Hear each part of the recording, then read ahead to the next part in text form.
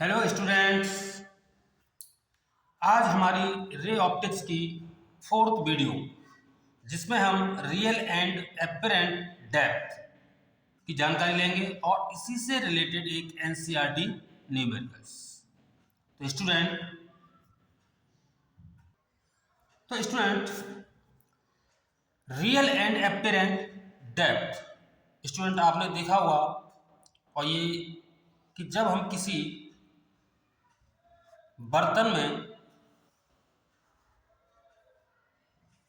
अगर पानी भर दें तो आपने देखा स्टूडेंट कि उसका जो तलवा होता है वो हमें कुछ ऊपर उठा हुआ दिखाई पड़ता है ना। जैसे यदि हम इसमें कोई एक कॉइन या कोई भी चीज अगर डाल दें तो ये हमें कुछ ऊपर उठी हुई दिखाई पड़ती है। तो ये क्या रीजन है इसके रियल और एपरेंट डेप्थ से, इसका क्या रिलेशन है? तो स्टूडेंट देखते, मान लिया जाए कि किसी बर्तन में जो पानी भरा हुआ है उस पानी का जो लेवल है उसकी जो हाइट है सपोज डी है, ठीक है ना स्टूडेंट।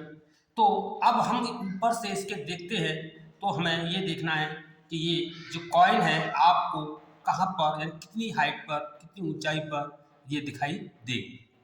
तो स्टूडेंट ध्यान दें, मान लिया जाए कि सबसे पहले हमने इस कॉइन से जब हम ऊपर से देखेंगे तो इसमें से एक रेज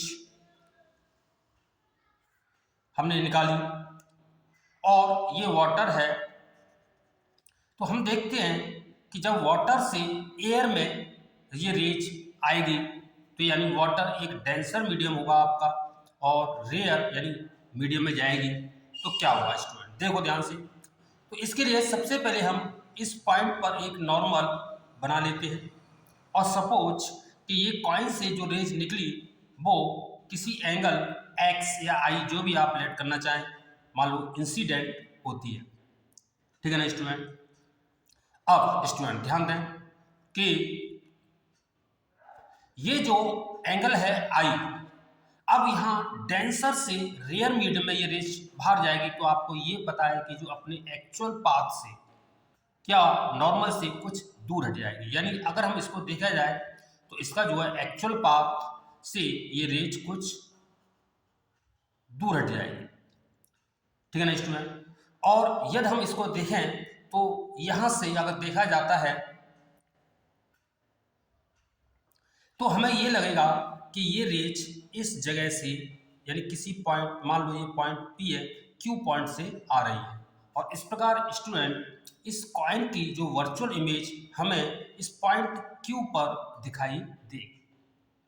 तो स्टूडेंट मान लिया जाए कि इसके ऊपरी जो सरफेस है इससे इसकी जो गहराई है वो डी डैश है, ठीक है ना स्टूडेंट। इसी को हम कहते हैं एपिरेंट डेप्थ, ठीक है ना स्टूडेंट। चलो मैं इस फिगर को एक बार और समझा देता हूं दोबारा से बना के कि मान लो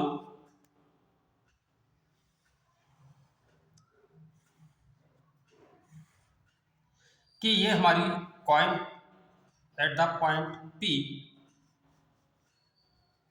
और यहां से कोई एक रेज निकली इस कॉइन से इस वाटर यानी डेंसर से रेयर मीडियम में, तो हम इस पॉइंट पर एक नॉर्मल ड्रॉ करेंगे।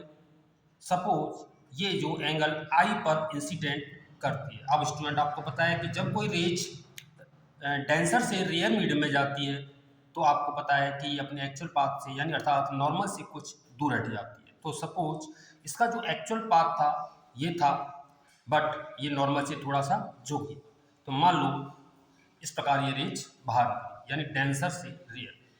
अब यहाँ से अगर हम इसको देखते हैं स्टूडेंट तो हमें ऐसा महसूस होगा कि ये रेज पॉइंट क्यू जिसको नाम दे दिया से आ रही है और इस कॉइन की एक वर्चुअल इमेज हमें क्यू पर दिखाई पड़े। तो स्टूडेंट मैंने ये माना था कि इस वाटर जो लेवल है उसकी जो डिस्टेंस है रियल जो डेप्थ है वो डी है और एपरेंट जो डेप्थ है वो आपकी डी डैश है, ठीक है स्टूडेंट। अब थोड़ा ध्यान से समझे कि मान लिया जाए कि ये नॉर्मल से आर एंगल पर रिफ्रैक्ट हुई। अब आपको ये पता है कि ये जो लाइन है ये भी हमने एक लाइन परपेंडिकुलर खींची थी, ये नॉर्मल की पैरेलल है। अब आपको पता है कि ये पैरेलल है, तो आपको ये पता है कि जब दो लाइन पैरेलल होती है और एक लाइन को इसको इंटरसेक्ट करती है तो इसके करस्पॉन्डिंग जो एंगल होते हैं वो इक्वल होते हैं। तो स्टूडेंट ये अगर आर है तो ये भी आपका आर होगा, ठीक है ना स्टूडेंट। सिमिलरली ये आई है तो ये आपका आई होगा। क्यों? क्योंकि इसके ऑल्टरनेटिव जो एंगल होते हैं वो भी आपके सेम होते हैं, ठीक है ना। तो ये आई और ये आई। तो स्टूडेंट अब हम इसकी कैलकुलेशन करने जा रहे हैं। तो स्टूडेंट मान लिया कि इसको मैंने क्यू पॉइंट, इसको पी, इसको कुछ नाम देते हैं, मान लो ए, और इस पॉइंट को बी, ये आपकी इच्छा है, कुछ भी मान सकते। तो स्टूडेंट इसमें रिफ्रैक्शन हो रहा है, तो आपको पता है रिफ्रैक्शन में जो सेकंड लॉ था आपका स्नेल लॉ, वो हम इसमें लगाने जा रहे हैं। तो स्टूडेंट स्नेल लॉ क्या होता है, यहाँ पर मैं लिख देता हूँ कि डी रियल डेप्थ है, रियल डेप्थ, और डी डैश आपकी एपीरेंट डेप्थ है।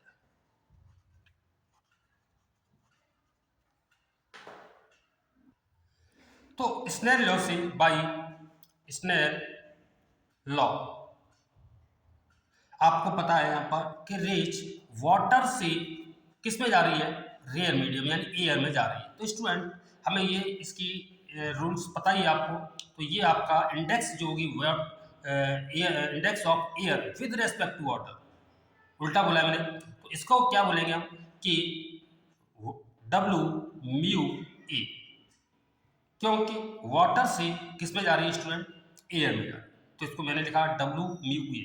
स्नेल लॉ था कि साइन ऑफ इंसिडेंट एंगल, और इंसिडेंट एंगल जो आपका है आई अपॉन, और जो रिफ्रैक्टिव एंगल है साइन आर, ठीक है ना स्टूडेंट। अब हमें साइन आई और साइन आर की वैल्यू फाइंड करेंगे। तो स्टूडेंट आपको साइन आई की वैल्यू फाइंड करनी है। तो स्टूडेंट मैं इसमें से एक जो ट्राइंगल बना हुआ है ए बी पी क्यू, इसको मैं थोड़ा अलग से कर लेता हूं जिससे आपको अच्छा समझ में आएगा। हमारा जो फिगर था कि हमारी जो रियल जो पॉइंट यहाँ पर थी पी पर, और इसकी जो इमेज बनी थी क्यू पॉइंट पर, और इसको मैंने नाम दिया था ए, और ये आपका बी। ये एंगल था आपका आर और ये एंगल था आपका आई। तो स्टूडेंट साइन आई आपको पता क्या होता है, perpendicular upon hypotenuse.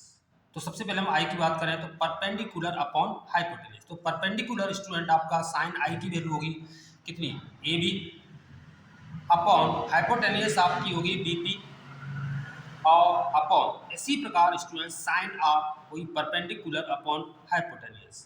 It means A B upon B की, ठीक है ना स्टूडेंट। हमने यहाँ देखा ए बी आपका कैंसिल आउट हो गया न्यूमरेटर, और इसको हम सॉल्व करेंगे तो ये आपका आएगा B Q upon B P. अब स्टूडेंट एक चीज ध्यान रखें कि ये जो एक्स नॉर्मल है ये एक पैरा एक्सियल है। इसका मतलब ये जो पॉइंट बी है ये ए के काफ़ी नज़दीक होता है, इसके बहुत नज़दीक होता है। तो इसका मतलब जो एंगल है आई और आर बहुत छोटे होंगे, बहुत छोटे होंगे। तो इस प्रकार हम क्या कर सकते हैं कि इस पी बी जो हाइपोटेनियस है इसको हम, यानी मैं लिख देता हूँ कि ये हाइपोटेनियस जो बी पी है अप्रॉक्सीमेटली लगभग ए पी के इक्वल होगी। इसी प्रकार जो बी क्यू है वो आपके ए क्यू के इक्वल मान लिया जाए। क्यों? क्योंकि ये जो पॉइंट होता है बी इस ए के बहुत नज़दीक होगा, यानी ये एंगल बहुत छोटे होंगे, और उस केस में ये हाइपोटेनियस इसके बेस के लगभग इक्वल ही मानी जाती है, ठीक है ना स्टूडेंट। इसको हम बोलते हैं पैराक्सियल कंडीशंस, ठीक है ना स्टूडेंट। तो अब हम इस बी क्यू को क्या लिख सकते हैं, ए क्यू अपॉन और बी पी को ए पी। अब स्टूडेंट ध्यान दें कि ए क्यू आपका डी डैश था, यानी ये डिस्टेंस थी ये डी डैश थी, और ये पूरी जो डिस्टेंस थी आपकी रियल डेप्थ वो डी थी। तो हम इसको ए क्यू को हमने डी डैश लेट करा और ए पी आपका डी है। तो इस प्रकार स्टूडेंट ये हमारा जो फॉर्मूला है डब्ल्यू म्यू ए बराबर इसको हम लिख सकते हैं D dash upon D. Student इसको हम ऐसे भी लिख सकते हैं, इसकी प्रॉपर्टी मैं बता चुका हूँ इंडेक्स के बारे में, तो इसको हम ऐसा लिखें ए म्यू डब्ल्यू, तो यही फॉर्मूला आपका बन जाएगा डी अपॉन डी डैश। तो स्टूडेंट यदि हमें वाटर की इंडेक्स पता हो एयर के रेस्पेक्ट में और रियल डेप्थ पता हो, तो इस केस में हम आपकी एपीरेंट डेप्थ डी डैश फाइंड कर सकते हैं। ठीक है ना स्टूडेंट। यदि हमें ये कितना उठा, कितना जो है ऊंचा उठा, ये अगर वैल्यू फाइंड करनी है यानी पी क्यू फाइंड करना है, तो स्टूडेंट देखें तो पी क्यू आपका हो जाएगा कितना, कि अगर हम इस पी क्यू को फाइंड करना है तो इस पूरी डिस्टेंस में से ए क्यू को माइनस करें तो आपकी पी क्यू फाइंड होगी, पूरी डिस्टेंस थी आपकी डी माइनस डी डैश। इसमें से मैं आपका डी कॉमन ले लेता हूं, तो ये आपका बचेगा 1 minus D dash upon D. तो डी डैश अपॉन डी आपका होगा डब्ल्यू म्यू, यानी इसको हम ऐसे भी लिख सकते हैं डी 1 माइनस 1 अपॉन ए म्यू डब्ल्यू। तो स्टूडेंट अगर हमें उठा यानी कितना ऊंचा उसके बेस से उठा, तो इस फॉर्मूले का हम यूज कर सकते हैं स्टूडेंट। तो ये था हमारा रियल एंड एपीरेंट डेप्थ, और इसी से रिलेटेड एक न्यूमेरिकल एनसीईआरटी का मैं करने जा रहा हूँ। तो स्टूडेंट्स ये था हमारा एक क्वेश्चन है हमारा न्यूमेरिकल एनसीईआरटी बुक का। A tank is filled with water to a height of 12.5 centimetre. The apparent depth of a needle lying at the bottom of the tank is measured by a microscope to be 9.4 centimetre. Student इसमें ये बोला गया है कि एक हमारे पास tank है जो वाटर से फिल्ड है, और इसकी जो हाइट है filled with water to height of 12.5 centimetre, यानी इसकी जो है वाटर जो भरा हुआ है इसकी रियल जो डेप्थ है आपकी है 12.5 सेंटीमीटर। आगे क्या है कि measured by a microscope to be 9.4 centimetre, यानी ये हमारा जो इसका बॉटम है, जो नीचे का जो हिस्सा है, ये हमें ऊपर से देखने पर 9.4 सेंटीमीटर, यानी इसका मतलब 9.4 सेंटीमीटर पर हमें ये बॉटम दिखाई दे रहा है। ठीक है ना, तो ये आपकी होगी एपीरेंट डेप्थ डी डैश। अब आगे ये पूछा गया है कि what is the refract index of water, यानी जो पानी हमने जो यूज किया है इसके अंदर जो वाटर लिया है उसकी इंडेक्स क्या हो। तो स्टूडेंट अभी जस्ट मैंने आपको एक फॉर्मूला बताया था आपको, तो इसके इंडेक्स का जो फॉर्मूला था कि अब यदि हम लिखना कि A mu W is equal to D upon D dash, तो इससे हमारी इंडेक्स निकल आएगी स्टूडेंट। तो डी आपका है 12.5 सेंटीमीटर अपॉन, और डी डैश दिया आपका 9.4 सेंटीमीटर। पॉइंट आपका कैंसिल आउट हो जाएगा, और अगर हम इसको हम सॉल्व करते हैं तो ये वैल्यू जो आएगी आपकी आएगी 1.33। तो इस प्रकार स्टूडेंट ये जो वाटर है उसकी जो इंडेक्स है वो है 1.33। स्टूडेंट आगे फिर इसमें एक क्वेश्चन आगे बढ़ा दिया गया है। अब ये कह रहा है कि the water is replaced by a liquid of refractive index 1.63, यानी अब वो ये कह रहा है कि अगर इस वाटर को रिप्लेस कर दिया जाए, यानी इसको हटा के कोई दूसरा वाटर डाल दिया जाए, और उस वाटर की जो हमें इंडेक्स गिवन है वो है आपकी 1.63, यानी न्यू जो इंडेक्स है हम इसको ऐसे बोल सकते हैं, डैश लगा दिया मैंने, जो हमें गिवन है 1.63। ठीक है ना student. Up to the same height, और इसका जो लेवल है वो सेम हाइट पे 12.5 centimetre, by what distance would be microscope have to be moved to focus on the needle again, यानी जो निडल है इसका तलवे पर अब वो कितनी गहराई पर या कितनी डेप्थ पर हमें दिखाई पड़े। स्टूडेंट हमें डी डैश अब इस कंडीशन में फाइंड करनी है, तो फॉर्मूला आपको स्टूडेंट पता ही है, तो फॉर्मूला आपका फिर वापस यही लगाना है आपको।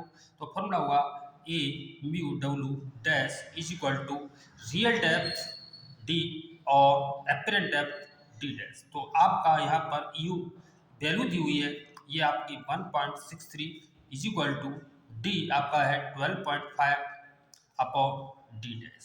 तो इस प्रकार स्टूडेंट डी डैश आपका आ जाएगा 12.5 अपॉन 1.63।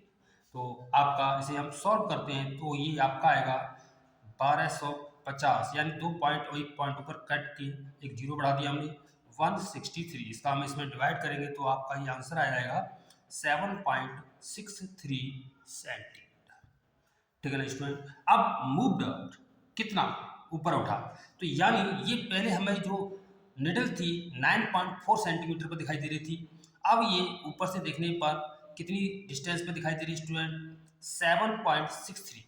तो इस प्रकार ये जो निडल है दूसरी कंडीशंस में इतना अप हुई, इतना ऊपर उठी, तो ये वैल्यू कितनी होगी, तो उसको अगर हम इस पूरी डिस्टेंस में से इसे माइनस कर दें तो उसका जो मूव अप है वह फाइंड हो जाएगा। तो निडल